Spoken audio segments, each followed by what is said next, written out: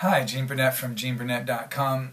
I thought I'd talk a little bit today about the value of Tai Chi as a ritual, and also just the value of rituals in general and how they can help us develop as people. I've got a little Word document open on my computer, and I'm probably going to read a decent amount for this because I've given this a little bit of thought, and I'm just too damn old to memorize 3 pages of thoughts and just hit them, from memory. So I'm going to basically read this to you. So I think human beings have a compulsive and restless kind of intelligence. Our minds like to wander. They clearly like to worry because, most of us do it quite a bit. And they have a lot to fear, after all, not the least of which is our own eventual deaths.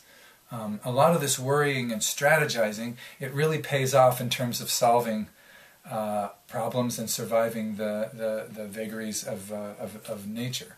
A lot of compulsive, restless problem solving has indeed solved a lot of problems. Our intelligence doesn't tend towards resting into and really enjoying the passing of time as naturally as it does worrying, strategizing, solving problems, and wondering about the world around them. Around those brains, those minds. So one way to give this restless part of the brain a break and to sink more directly into direct experience is to create a ritual of some kind that creates a container in which the mind feels safe to let go. It's the feeling of knowing that someone else is on guard duty now and you can catch some shut-eye. You don't have to pay attention to every little detail out there. The ritual creates a small artificial environment it sort of temporarily dims the outside world and lights up the world inside you and the world around you in the immediate vicinity. It reduces the number of distractions to the restless mind to investigate, and so the body can have a little bit more of the day. Now, when I say ritual, I don't mean some pompous New Age ceremony with a bunch of really special spiritual types pontificating about how we're all one and trying to eliminate negativity and singing special songs and that kind of stuff. These rituals may very well be helpful to some people, and what the hell, I don't think they're doing any harm, but really it's not my cup of tea, and it's not what I'm really talking about. I'm talking about something that you do for yourself on a regular basis that creates space that allows the outer world to dim and the inner world to open. I'm talking about noticing these times as such and nurturing them, like the pre-fight or pre-game rituals of some fighters and athletes, little sequence that they do every time they go up to bat or before they, like you'll see gymnasts, before they do a difficult an event. They might always put the talc on the left hand first, rub it over. Maybe they have some little thing they say to themselves, or there's a little ritual that you do to kind of shut out the outside a little bit. Now, Tai Chi forms can serve this purpose, whether you practice for combat or health or something in between. There is a set sequence of movements that one repeats more or less in the same order. The opening, the first move, the last move, the closing. A form itself can be a kind of ritual, or practicing in general can be the ritual too, that might include one of those forms. For instance, there might be some little natural feeling exercise that you like to start your sessions with, like swinging from the waist or doing a certain sequence of stretches, a few warm-ups that might be consistent, but then you might follow it with a more free-form, curiosity-based workshop that might mean repeating already known forms that you know, drilling particular movements or exploring new ideas or combinations of ideas. This might be followed by some other natural feeling exercise that you like to close with. In this case, the whole practice, including whatever forms you do, would be the ritual, or the form itself might be a ritual. Going to the gym or participating in any fitness routine is much easier if you build little rituals throughout. Little things that dim the world for a second and light up the inside world. These rituals take the heat off the mind for a minute and they let it rest. I think about little things like I have a sequence of movements that I do. It involves a little foam ball, and you roll the ball around on your foot and press into various points in certain ways It's supposed to help loosen up and hydrate the fascia in your foot. Not sure about that stuff, but I like that. It's called the melt method, and my wife is learning about it, and she's taught me the foot routine. And I really like it. It makes my feet feel good, and I like the routine. But when I do it, every time I do it, I have this little ritual, you know, because the first thing you do is you stand in neutral and you just assess your body, like how are you feeling, what's going on in your body right now. And then you do the method, and then you assess again and notice any changes. So before I take my little rubber ball and I stand in neutral and I drop the ball on the ground. It's just my little ritual. It's just a silly little thing, but it helps. I drop the ball on the ground. Now it started. And so I stand, I do the ritual. When it's over, I put the ball back where it goes. So little things like that. Now these rituals, of course, can be taken to excess because the world, especially the nearby world, is definitely worth paying attention to, especially if you want to survive very long.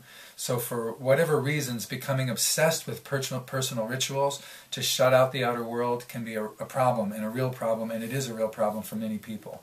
I think because of this, other people feel ashamed of or don't want to encourage rituals that might really help them. Our minds want to take a break, and if you find the right ritual, your mind will love it. It doesn't matter whether it's your pre-Super Bowl watching nacho preparation ritual or your Tai Chi broadsword form. In both cases, the quality of the ritual can sort of tie it all together for a satisfying experience. One of the reasons that Tai Chi is so beneficial is that so many people actually do it. There are better ways to get the benefits of Tai Chi, no doubt. But for it to be actually beneficial, people have to actually do it. The best exercise in the world that nobody does is pretty useless, right? So one of the reasons people do Tai Chi or keep doing Tai Chi is its ritualistic quality. This set aside the time and space to settle into the body with some, there might be a little music, or you might light a piece of incense, or, something that makes it more of a ritual. It can be very compelling. Ritual aspects of things are very compelling, whether it's a bubble bath or practicing layups.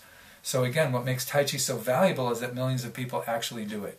Forgetting what they may think they're doing regarding esoteric woo-woo, chi bullshit or whatever, they're also on their feet. They're moving slowly with attention to the body. They're breathing in a more relaxed way. They're stretching and working their muscles. They're aligning their bones. And all that stuff is very good, especially for the average person who doesn't have a lot of athletic talent.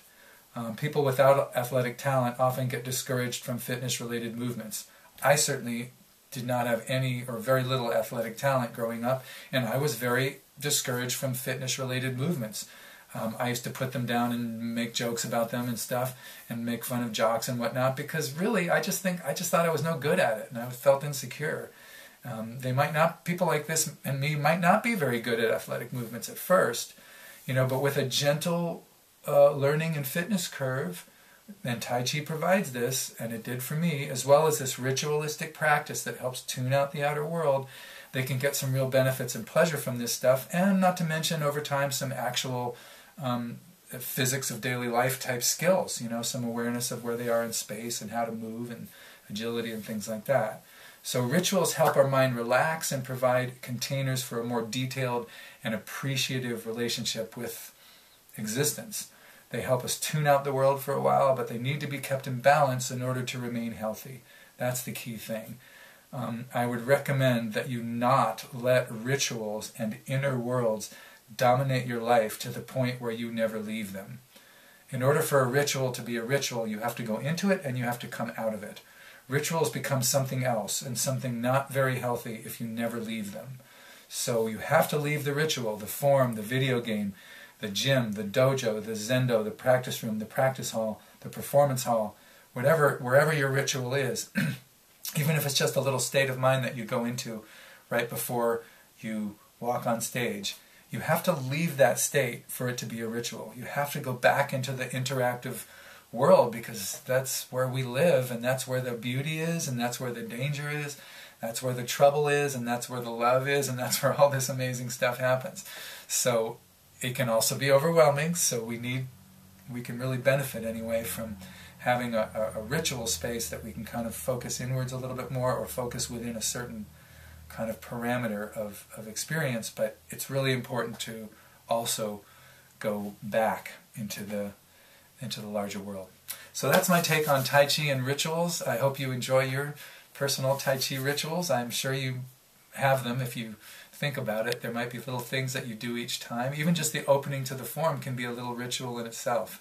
A way to calm down and settle down and tell yourself your problems will be there when this form is over. You don't have to think about them the whole time. You can set them aside. They'll wait for you. You can do this form with a little bit more focus internally, and then you can go back and pick up your problems like a suitcase that you set aside and go right on worrying.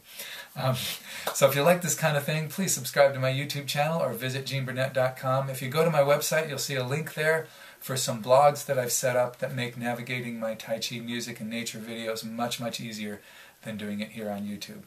Thanks for watching.